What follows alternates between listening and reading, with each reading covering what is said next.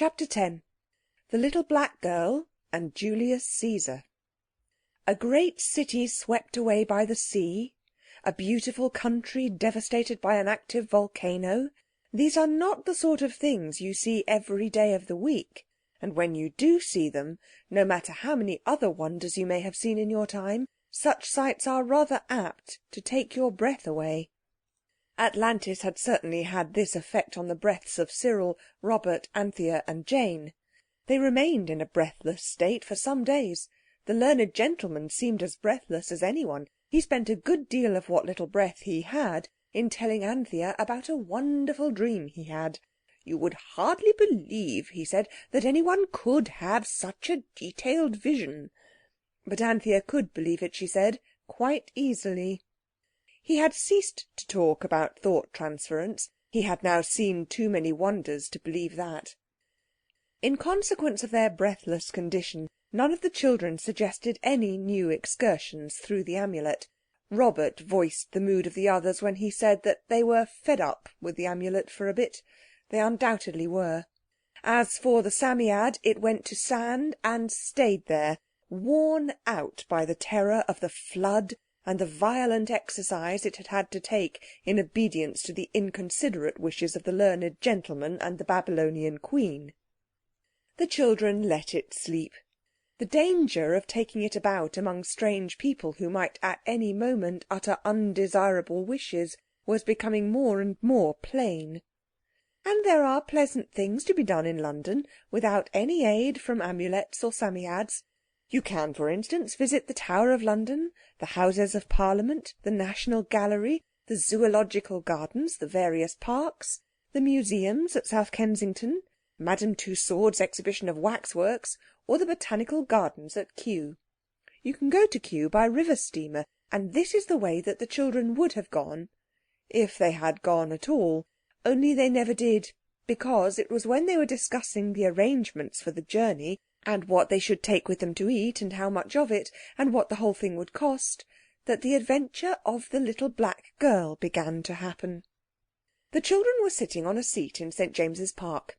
They had been watching the pelican repulsing with careful dignity the advances of the seagulls, who are always so anxious to play games with it. The pelican thinks very properly that it hasn't the figure for games, so it spends most of its time pretending that that is not the reason why it won't play.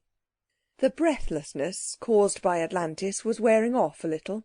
Cyril, who always wanted to understand all about everything, was turning things over in his mind. "I'm not. I'm only thinking," he answered, when Robert asked him what he was so grumpy about. "I'll tell you when I've thought it all out." "If it's about the Amulet, I don't want to hear it," said Jane. "Nobody asked you to," retorted Cyril mildly, "and I haven't finished my inside thinking about it yet. Let's go to Kew in the meantime." "I'd rather go in a steamer," said Robert, and the girls laughed. "That's right," said Cyril. "Be funny. I would."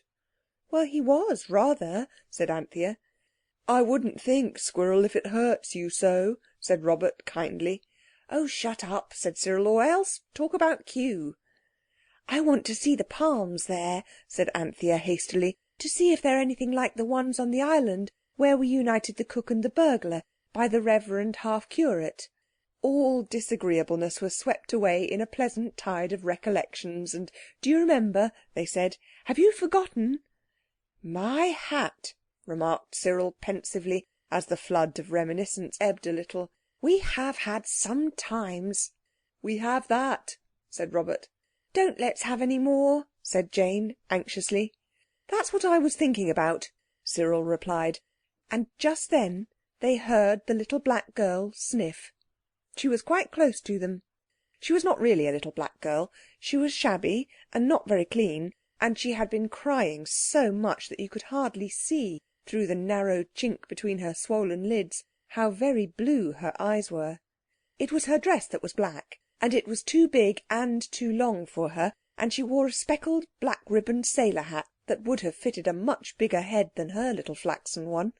And she stood looking at the children and sniffing. "Oh dear," said Anthea, jumping up. "Whatever is the matter?" She put her hand on the little girl's arm. It was rudely shaken off. "You leave me be," said the little girl. "I ain't done nothing to you." "But what is it?" Anthea asked. "Has someone been hurting you?" "What's that to you?" said the little girl fiercely. "You're all right." "Come away," said Robert, pulling at Anthea's sleeve. "She's a nasty, rude little kid." "Oh no," said Anthea. "She's only dreadfully unhappy. What is it?" she asked again. "Oh, you're all right," the child repeated. "You ain't a-going to the Union." "Can't we take you home?" said Anthea, and Jane added, "Where does your mother live?" "She don't live nowheres. She's dead. So now," said the little girl fiercely, in tones of miserable triumph. Then she opened her swollen eyes widely, stamped her foot in fury, and ran away. She ran no further than to the next bench, flung herself down there, and began to cry without even trying not to.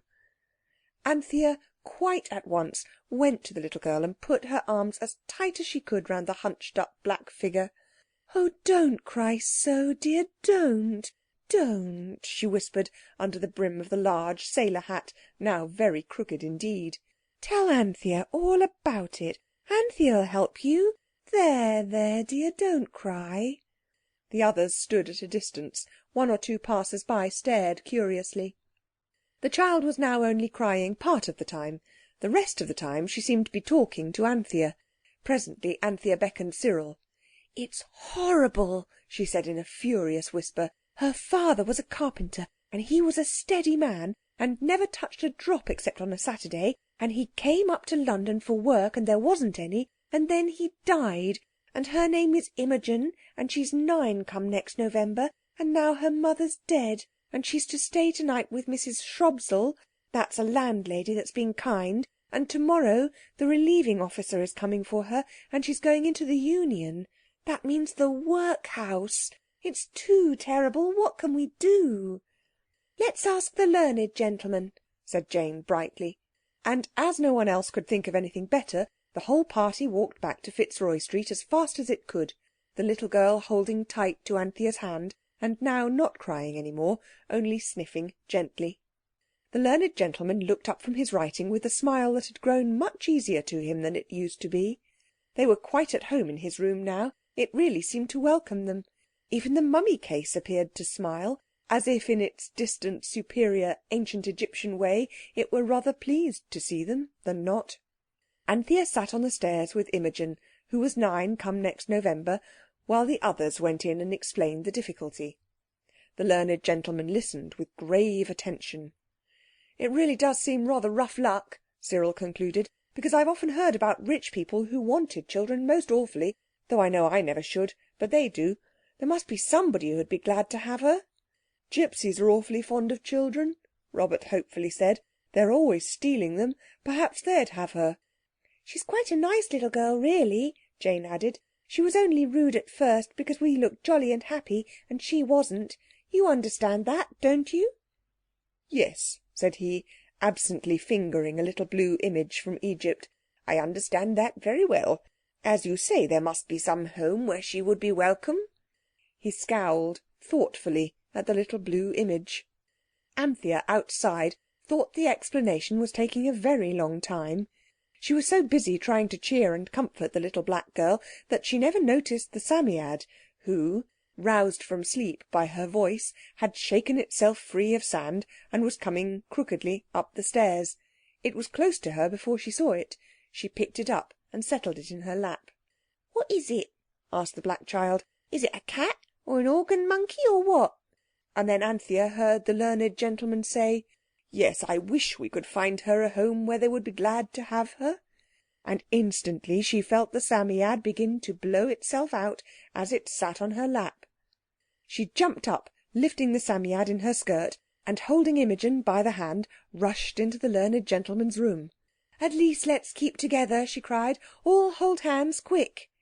The circle was like that formed for the mulberry bush or ring o' roses, and Anthea was only able to take part in it by holding in her teeth the hem of her frock, which thus supported formed a bag to hold the Psammead.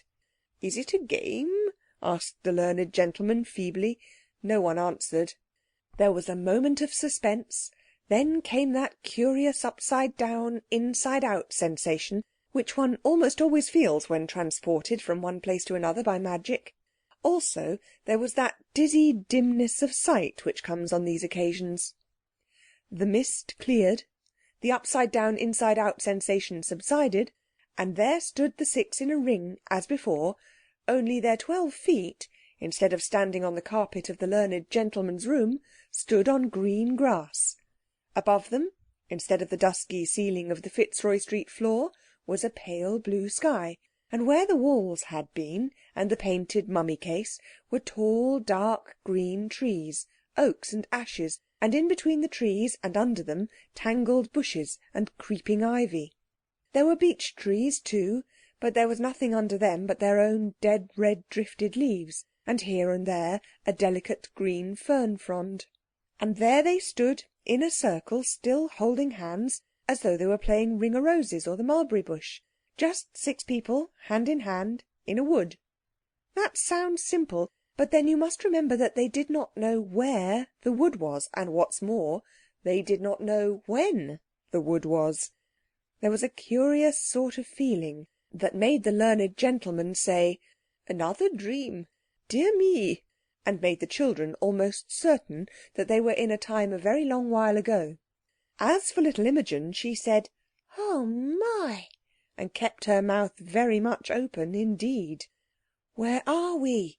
Cyril asked the Psammead. "In Britain," said the Psammead. "But when?" asked Anthea anxiously.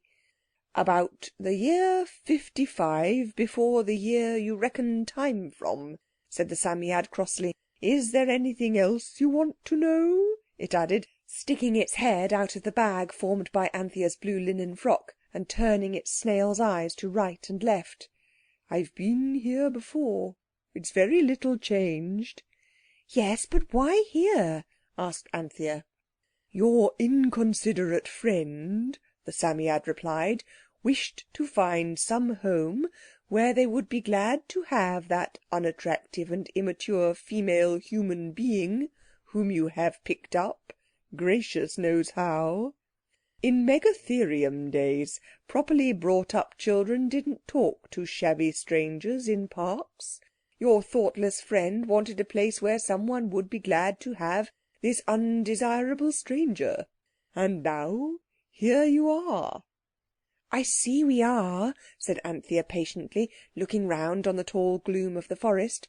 "But why here? Why now?" "You don't suppose anyone would want a child like that in your times? In your towns?" said the Psammead in irritated tones. "You've got your country into such a mess that there's no room for half your children, and no one to want them." "That's not our doing, you know," said Anthea gently. "And bringing me here without any waterproof or anything," said the Psammead still more crossly, "when everyone knows how damp and foggy ancient Britain was." "Here, take my coat," said Robert, taking it off. Anthea spread the coat on the ground and, putting the Psammead on it, folded it round so that only the eyes and furry ears showed. "There," she said comfortingly. "Now if it does begin to look like rain, I can cover you up in a minute. Now what are we to do?" The others, who had stopped holding hands, crowded round to hear the answer to this question. Imogen whispered in an awed tone, "Can't the organ monkey talk, neither? I thought it was only parrots." "Do," replied the Psammead. "I don't care what you do." And it drew head and ears into the tweed covering of Robert's coat. The others looked at each other. "It's only a dream," said the learned gentleman hopefully. "Something is sure to happen if we can prevent ourselves from waking up." And sure enough, something did. The brooding silence of the dark forest was broken by the laughter of children and the sound of voices. "Let's go and see," said Cyril. "It's only a dream," said the learned gentleman to Jane, who hung back. "If you don't go with the tide of a dream, if you resist, you wake up, you know." There was a sort of break in the undergrowth that was like a silly person's idea of a path. They went along this in Indian file, the learned gentleman leading. Quite soon they came to a large clearing in the forest. There were a number of houses, huts perhaps you would have called them, with a sort of mud and wood fence. "It's like the old Egyptian town," whispered Anthea. And it was, rather. Some children, with no clothes on at all, were playing what looked like ring-a-roses or mulberry bush. That is to say, they were dancing round in a ring, holding hands. On a grassy bank several women, dressed in blue and white robes and tunics of beast skins, sat watching the playing children. The children from Fitzroy Street stood on the fringe of the forest, looking at the games. One woman, with long, fair, braided hair, sat a little apart from the others, and there was a look in her eyes, as she followed the play of the children, that made Anthea feel sad and sorry. None of those little girls is her own little girl, thought Anthea. The little black-clad London child pulled at Anthea's sleeve. "Look," she said, "that one there. She's precious like Mother. Mother's hair was something lovely when she had time to comb it out. Mother would never have beat me if she'd lived here. I don't suppose there's e'er a public nearer than Epping. Do you, miss?" In her eagerness the child had stepped out of the shelter of the forest. The sad-eyed woman saw her. She stood up, her thin face lighted up with a radiance like sunrise, her long, lean arms stretched towards the London child. "Imogen!" she cried.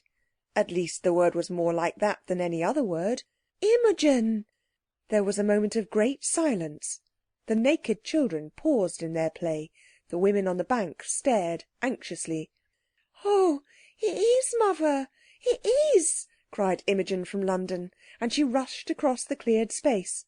She and her mother clung together so closely, so strongly, that they stood an instant like a statue carved in stone. Then the women crowded round. "It is my Imogen!" cried the woman. "Oh, it is! And she wasn't eaten by wolves. She's come back to me. Tell me, my darling, how did you escape? Where have you been? Who has fed and clothed you?" "I dunno nothing," said Imogen. "Poor child," whispered the women who crowded round. "The terror of the wolves has turned her brain." "But do you know me?" said the fair-haired woman. And Imogen, clinging with black-clothed arms to the bare neck, answered, "Oh, yes, Mother, I know you right enough." "What is it? What do they say?" the learned gentleman asked anxiously. "You wished to come where someone wanted the child," said the Psammead. "The child says this is her mother." "And the mother?" "You can see," said the Psammead. "But is she really? Her child, I mean?" "Who knows?" said the Psammead. "But each one fills the empty place in the other's heart. It is enough." "Oh," said the learned gentleman, "this is a good dream. I wish the child might stay in the dream." The Psammead blew itself out and granted the wish. So Imogen's future was assured. She had found someone to want her. "If only all the children that no one wants—" began the learned gentleman, but the woman interrupted. She came towards them. "Welcome all," she cried. "I am the Queen, and my child tells me that you have befriended her, and this I well believe, looking on your faces. Your garb is strange, but faces I can read. The child is bewitched, I see that well, but in this she speaks truth. Is that not so?" The children said it wasn't worth mentioning. I wish you could have seen all the honours and kindnesses lavished on the children and the learned gentleman by those ancient Britons. You would have thought, to see them, that a child was something to make a fuss about, not a bit of rubbish to be hustled about the streets and hidden away in the workhouse. It wasn't as grand as the entertainment at Babylon, but somehow it was more satisfying. "I think you children have some wonderful influence on me," said the learned gentleman. "I never dreamed such dreams before I knew you." It was when they were alone that night under the stars, where the Britons had spread a heap of dried fern for them to sleep on, that Cyril spoke. "Well," he said, "we've made it all right for Imogen and had a jolly good time. I vote we get home again before the fighting begins." "What fighting?" asked Jane sleepily. "Why, Julius Caesar, you little goat," replied her kind brother. "Don't you see that if this is the year 55, Julius Caesar may happen at any moment?" "I thought you liked Caesar," said Robert. "So I do in the history, but that's different from being killed by his soldiers." "If we saw Caesar, we might persuade him not to," said Anthea. "You persuade Caesar?" Robert laughed. The learned gentleman, before anyone could stop him, said, "I only wish we could see Caesar sometime." And, of course, in just the little time the Psammead took to blow itself out for wish-giving, the five, or six counting the Psammead, found themselves in Caesar's camp, just outside Caesar's tent. And they saw Caesar. The Psammead must have taken advantage of the loose wording of the learned gentleman's wish, for it was not the same time of day as that on which the wish had been uttered among the dried ferns. It was sunset, and the great man sat on a chair outside his tent, gazing over the sea towards Britain. Everyone knew, without being told, that it was towards Britain. Two golden eagles on top of posts stood on each side of the tent, and on the flaps of the tent, which was very gorgeous to look at, were the letters S.P.Q.R. The great man turned unchanged on the newcomers the august glance that he had turned on the violet waters of the Channel. Though they had suddenly appeared out of nothing, Caesar never showed by the faintest movement of an eyelid, by the least tightening of that firm mouth, that they were not some long-expected embassy. He waved a calm hand towards the sentinels, who sprang, weapons in hand, towards the newcomers. "Back," he said in a voice that thrilled like music. "Since when has Caesar feared children and students?" To the children he seemed to speak in the only language they knew, but the learned gentleman heard, in rather a strange accent but quite intelligibly, the lips of Caesar speaking in the Latin tongue, and in that tongue, a little stiffly, he answered. "It is a dream, O Caesar." "A dream?" repeated Caesar. "What is a dream?" "This," said the learned gentleman. "Not it," said Cyril. "It's a sort of magic. We come out of another time and another place." "And we want to ask you not to trouble about conquering Britain," said Anthea. "It's a poor little place, not worth bothering about." "Are you from Britain?" the General asked. "Your clothes are uncouth but well woven, and your hair is short as the hair of Roman citizens, not long like the hair of barbarians. Yet such I deem you to be." "We're not," said Jane with angry eagerness. "We're not barbarians at all. We come from the country where the sun never sets, and we've read about you in books, and our country's full of fine things. St. Paul's and the Tower of London, and Madame Tussaud's exhibition, and—" Then the others stopped her. "Don't talk nonsense," said Robert in a bitter undertone. Caesar looked at the children a moment in silence. Then he called a soldier and spoke with him apart. Then he said aloud, "You three elder children may go where you will within the camp. Few children are privileged to see the camp of Caesar. The student and the smaller girl child will remain here with me." Nobody liked this, but when Caesar said a thing, that thing was so, and there was an end to it. So the three went. Left alone with Jane and the learned gentleman, the great Roman found it easy enough to turn them inside out. But it was not easy even for him to make head or tail of the insides of their minds when he had got at them. The learned gentleman insisted that the whole thing was a dream, and refused to talk much, on the grounds that if he did he would wake up. Jane, closely questioned, was full of information about railways, electric lights, balloons, men of war, cannons, and dynamite. "And do they fight with swords?" asked the General. "Yes, swords and guns and cannons." Caesar wanted to know what guns were. "You fire them," said Jane, "and they go bang, and people fall down dead." "But what are guns like?" Jane found them hard to describe. "But Robert has a toy one in his pocket," she said. So the others were recalled. The boys explained the pistol to Caesar very fully, and he looked at it with the greatest interest. It was a 2-shilling pistol, the one that had done such good service in the old Egyptian village. "I shall cause guns to be made," said Caesar, "and you will be detained till I know whether you have spoken the truth. I had just decided that Britain was not worth the bother of invading, but what you tell me decides me that it is very much worth while." "But it's all nonsense," said Anthea.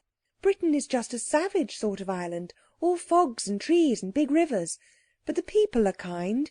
We know a little girl there named Imogen, and it's no use your making guns, because you can't fire them without gunpowder, and that won't be invented for hundreds of years, and we don't know how to make it, and we can't tell you. Do go straight home, dear Caesar, and let poor little Britain alone." "But this other girl child says—" said Caesar. "All Jane's been telling you is what it's going to be," Anthea interrupted. "Hundreds and hundreds of years from now." "The little one is a prophetess, eh?" said Caesar with a whimsical look. "Rather young for the business, isn't she?" "You can call her a prophetess if you like," said Cyril, "but what Anthea says is true." "Anthea?" said Caesar. "That's a Greek name." "Very likely," said Cyril worriedly. "I say, I do wish you'd give up this idea of conquering Britain. It's not worth while, really it isn't." "On the contrary," said Caesar, "what you've told me has decided me to go, if it's only to find out what Britain is really like. Guards, detain these children." "Quick," said Robert, "before the guards begin detaining. We had enough of that in Babylon." Jane held up the amulet away from the sunset and said the word. The learned gentleman was pushed through, and the others, more quickly than ever before, passed through the arch back into their own times and the quiet, dusty sitting room of the learned gentleman. It is a curious fact that when Caesar was encamped on the coast of Gaul, somewhere near Boulogne, I believe it was, he was sitting before his tent in the glow of the sunset, looking out over the violet waters of the English Channel. Suddenly he started, rubbed his eyes, and called his secretary. The young man came quickly from within the tent. "Marcus," said Caesar, "I have dreamed a very wonderful dream. Some of it I forget, but I remember enough to decide what was not before determined.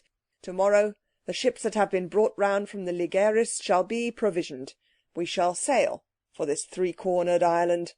First we will take but 2 legions. This, if what we have heard be true, should suffice. But if my dream be true, then 100 legions will not suffice. For the dream I dreamed was the most wonderful that ever tormented the brain even of Caesar. And Caesar has dreamed some strange things in his time." "And if you hadn't told Caesar all that about how things are now, he'd never have invaded Britain," said Robert to Jane as they sat down to tea. "Oh, nonsense," said Anthea, pouring out. "It was all settled hundreds of years ago." "I don't know," said Cyril. "Jam, please. This about time being only a thingamy of thought is very confusing. If everything happens at the same time—" "It can't," said Anthea stoutly. "The present's the present and the past's the past." "Not always," said Cyril. "When we were in the past the present was the future. Now then," he added triumphantly. And Anthea could not deny it. "I should have liked to see more of the camp," said Robert. "Yes, we didn't get much for our money, but Imogen is happy, that's one thing," said Anthea. "We left her happy in the past. I've often seen about people being happy in the past in poetry books. I see what it means now." "It's not a bad idea," said the Psammead sleepily, putting its head out of its bag and taking it in again suddenly. "Being left in the past." Everyone remembered this afterwards.